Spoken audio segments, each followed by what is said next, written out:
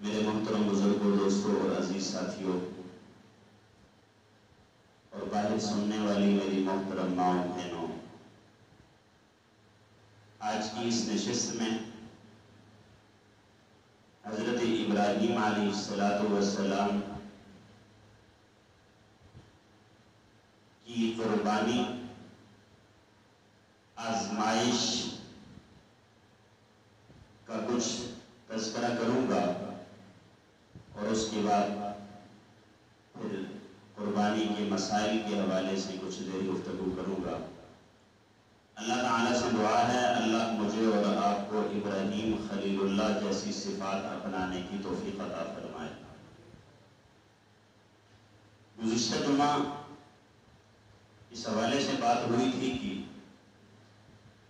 ابراہیم علیہ السلام نے اپنی قوم، اپنے گھر والوں کو تبلیغ کی، اور قوم نے، گھر والوں نے حضرت ابراہیم علیہ السلام کی بات نہ سنی، اور نہ صرف نہ سنی بلکہ گھر سے نکال دیا، گھر سے۔ اور پھر نمرود اور اس کے ماننے والوں کے خوشی کے دن میں ابراہیم علیہ السلام نے ہاتھ میں کلاڑا اٹھا کر ان کے بت قدا کے اندر جا کر سارے بتوں کو توڑ دیا۔ اب اس کے بدلے میں کفار کے پاس کوئی دلیل نہیں تھی کہ وہ یہ کہہ سکے ابراہیم ہمارا یہ جو خدا ہے، یہ فلاں کام کرتا ہے، یہ اس کام میں بڑا ماہر ہے، طاقتور ہے، اسی طرح یہ معبود اس کام کے لیے ہے۔ تو چونکہ وہ خود بھی سمجھتے تھے کہ ہم جھوٹے ہیں، اور جھوٹے آدمی کے پاس دلیل نہیں ہوتی، اس کے پاس ڈنڈا ہوتا ہے۔ جھوٹے آدمی کے پاس دلیل نہیں ہوتی بلکہ اس کے پاس لڑائی کا اسلحہ اور سامان ہوتا ہے۔ وہ پھر جواب میں مارنے کی فکر کرتا ہے، سزا دینے کی فکر کرتا ہے، اور اس کی یہ کوشش ہوتی ہے کہ کسی طرح اس کو دبا دیا جائے۔ چنانچہ ابراہیم خلیل اللہ کے ساتھ بھی ایسا ہی ہوا۔ چنانچہ ابراہیم علیہ السلام نے جب کہا کہ تم اپنے معبودوں سے پوچھو تمہیں کس نے مارا، یہ معبود تمہیں بتائیں گے اور بتانا چاہیے کہ ہمیں فلاں نے مارا۔ کہا یہ تو صلاحیت نہیں رکھتے بولنے کی۔ فرمایا جو بولنے کی صلاحیت نہیں رکھتا، اپنے آپ کو بچا نہیں سکتا، وہ خدا کیسے ہو سکتا ہے؟ اب اس کے جواب میں چاہیے تو یہ تھا کہ وہ کلمہ پڑھتے اور کہتے لا الہ الا اللہ ابراہیم خلیل اللہ، ہم ابراہیم تجھے اللہ کا دوست مانتے ہیں۔ چاہیے تو یہ تھا کہ وہ جواب میں کہتے کہ اللہ کے علاوہ کوئی عبادت کے لائق نہیں ہے۔ جب دلائل ہیں، اللہ کی وحدانیت اور توحید پر دلائل موجود ہیں، اور ہم جھوٹے ہیں کہ اتنے 360 اور کئی معبودوں کو مانتے ہیں، تو چاہیے تو یہ تھا کہ مان لیتے۔ لیکن جو آدمی ضدی ہو وہ کبھی مانا نہیں کرتا۔ اور آج کے زمانے میں بھی دین کی سمجھ اللہ ہر ایک کو نہیں عطا کرتے، بلکہ دین کی سمجھ اسے عطا کرتے ہیں جو ضدی نہ ہو، جو سمجھنے کی نیت سے مسئلہ پوچھے۔ اب ایک آدمی مسئلہ پوچھتا ہے اس لیے کہ میں اس کے ساتھ مناظرہ کروں، بحث کروں، ماننی تو میں نے نہیں ہے، اس کو اللہ کبھی ہدایت ہے۔ اور ایک آدمی مسئلہ پوچھتا ہے کہ یار روشنی مجھے ملے، میری رہنمائی ہو جائے، اللہ اسے ہدایت بھی دیتے ہیں اور اسے سمجھ بھی عطا کرتے ہیں۔ بس بات نیت کی ہے۔ تو ابراہیم علیہ السلام کے دلائل بڑے قوی تھے۔ چاہیے تو یہ تھا کہ نمرود مان جاتا، چاہیے تو یہ تھا کہ آزر مان جاتا، چاہیے تو یہ تھا کہ وہ نمرود کے ماننے والے بات مان لیتے، لیکن ابراہیم علیہ السلام کی بات نہ مانی، بلکہ کہا اس کو جلاؤ، لکڑیاں اکٹھی کرو۔ ہاں، اللہ کا پیارا بننا بڑا مشکل ہے، اللہ کے قریب ہونا اتنا آسان کام۔ ہاں جی، اگر آپ محنت کر رہے ہیں، اللہ کی عبادت کر رہے ہیں، آپ تقوی کی طرف جا رہے ہیں، تو سمجھو کہ اب آزمائشیں زیادہ آئیں گی۔ چنانچہ ابراہیم علیہ السلام کو جلانے کی فکر کر رہے اور ان کے لیے ایک میدان تیار کیا۔ یہ میدان نمرود کے محلات کے قریب تھا، بہت بڑا ایریا تھا، وہاں پر لکڑیاں لا رہے ہیں، ڈالی جا رہے ہیں، خشک لکڑیاں ہیں ساری۔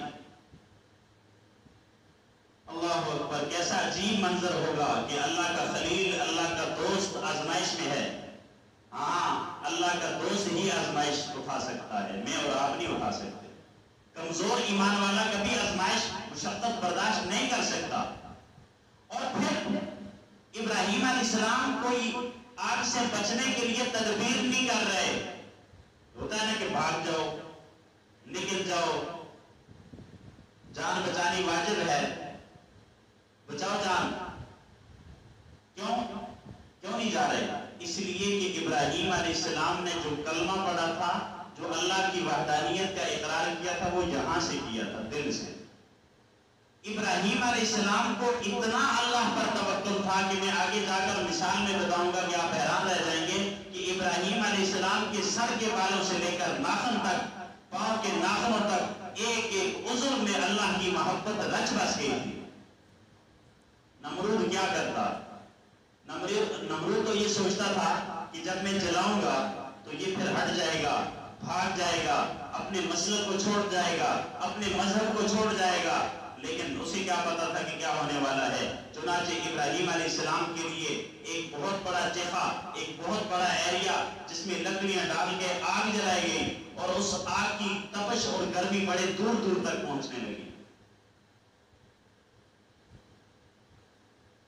اچھا، بعض جگہ لکھا ہے کتابوں میں کہ اس آگ کو بھڑکانے کے لیے یہ جو چھپکلی ہے، چھپکلی کو کیا کہتے ہیں پنجابی میں؟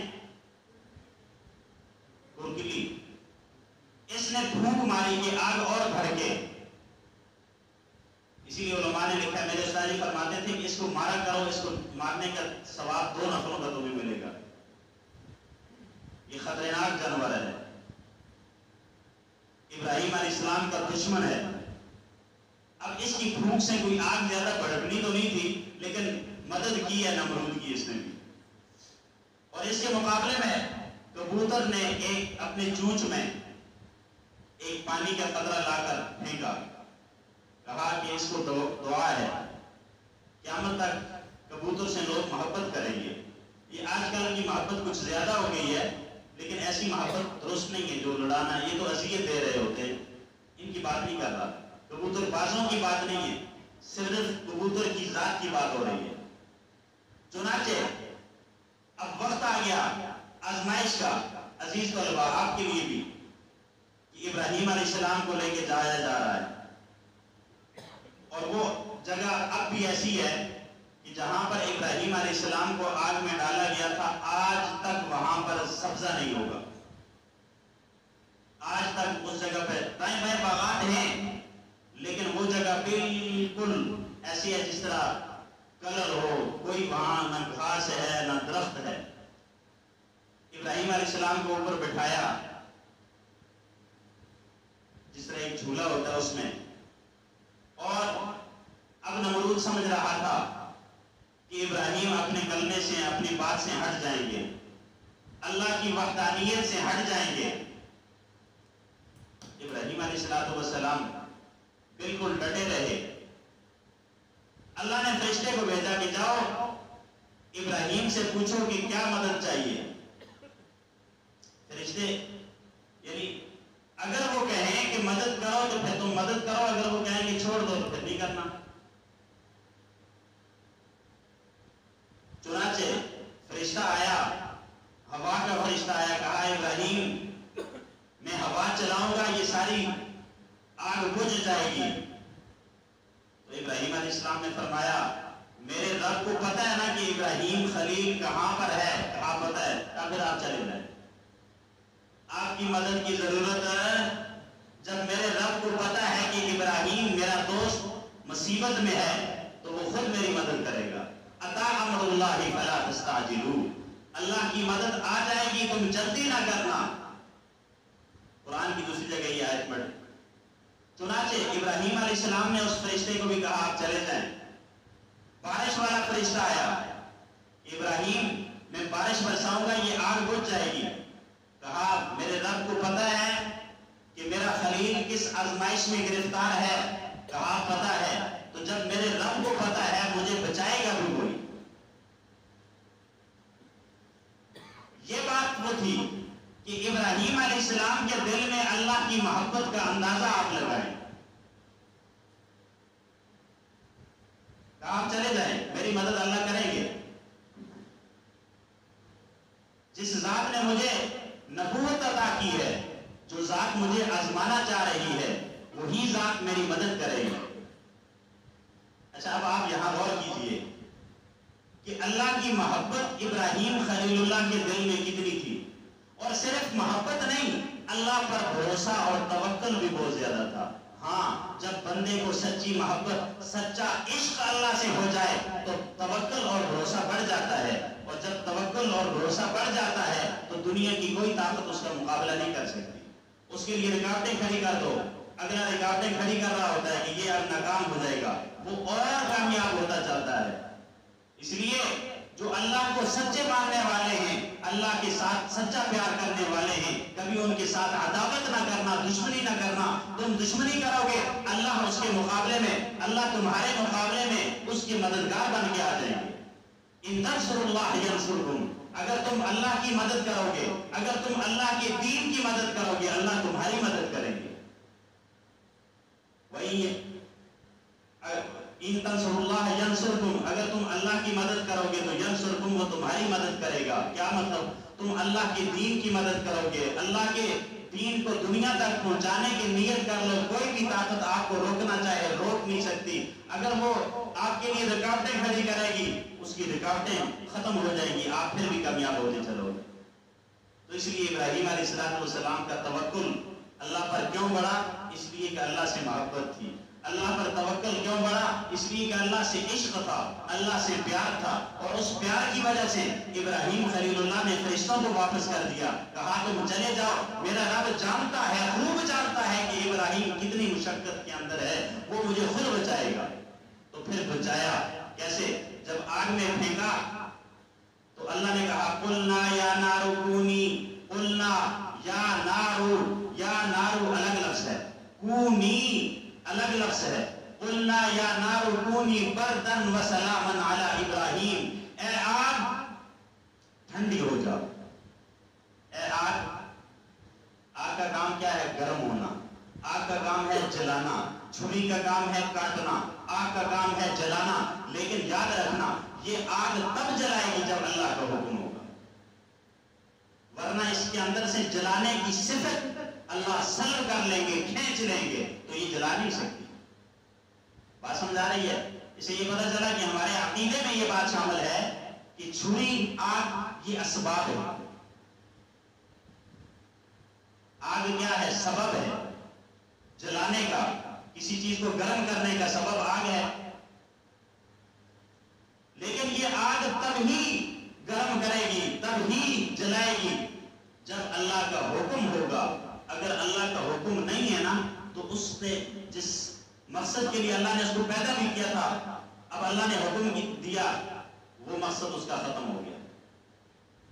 اس کے بارے میں ایک مشہور قصہ ہے کہ حضرت موسیٰ علیہ السلام کے زمانے میں کسی آدمی کے پیٹ میں درد ہوا.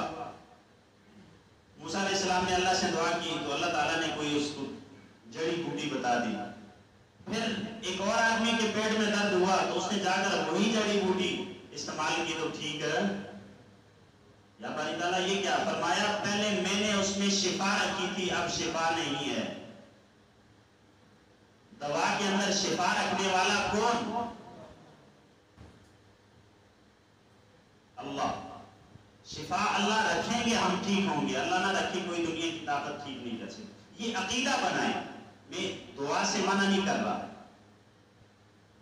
क्योंकि आज हमारा ईमान उस तरह इब्राहिम अलैहिस्सलाम वाला तो है नहीं है कि हम दवा को छोड़ दें, दवाई को छोड़ दें और तवक्कुल। अब तो हम असबाब को ज्यादा देखते हैं। ये दवा सबब है लेकिन शिफा नहीं है। दवाई एक सबब हीला है, शिफा नहीं है। खाना पेट भरने का एक सबब और हीला है, लेकिन जब अल्लाह चाहेंगे पेट भरेगा। पानी का काम है प्यास हो जाना, लेकिन ये तब प्यास बुझेगी जब अल्लाह चाहेंगे। तो इब्राहिम अलैहिस्सलाम की मोहब्बत अल्लाह से इतनी थी कि फरिश्तों को वापस कर दिया, जाओ, मेरा रब जानता है कि इब्राहिम कितनी मुशक्कत और मुसीबत में है, वो खुद मेरी मदद करेगा। तो अल्लाह ने मदद कैसे की? कहा कुलना या नारु कूनी बर्दन, ठंडी हो जा, इतनी भी ठंडी ना होना कि सर्दी लगने लग जाए। व सलामन, इत्तिदाल वाला मौसम बहार बन जा, न सर्दी न गर्मी। कुलना या नारु कूनी बर्दन व सलामन अला इब्राहिम, इब्राहिम पर सलामती वाली आग बन जा।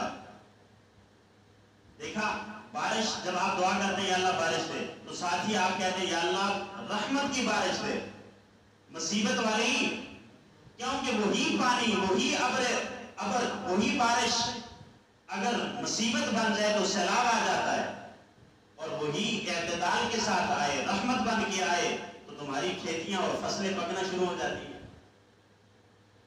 तो ये चीजों के अंदर सलाहियत पैदा करना किसका काम है? बोलो भाई, किसका काम है? अल्लाह। काश के वो इब्राहिम अलैहिस्सलाम वाली मोहब्बत हमारे दिल में भी अल्लाह की आ जाती। बस यही कमी है आज।